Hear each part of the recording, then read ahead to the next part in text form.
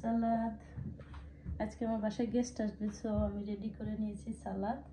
এখানে ধনিয়া পাতা, লেবু, গন্ধ লেবু, লেটুস, শসা, টমেটো সব কিছু রয়েছে সালাদে।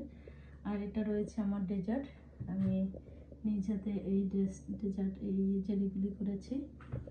আর এখানে রয়েছে লেম কারি দুটা, এখানে চিকেন রোস্ট, আর এখানে রয়েছে লাল শাক পাকোড়া, এখানে রয়েছে সবজি, লাল শাক, এটা পাঁচমিশালি শাক চিংড়ি মাছ দিয়ে, এটা হচ্ছে ডিম, হচ্ছে রুই মাছ, আর রয়েছে আমার এই যে ডিটক্স একটা ড্রিঙ্কস, আমার ড্রিঙ্কস, আর তো আইসক্রিম থাকবে, আরও 2-3 পদের জিনিস থাকবে। আর এখানে রয়েছে আমার পিলাও রেডি।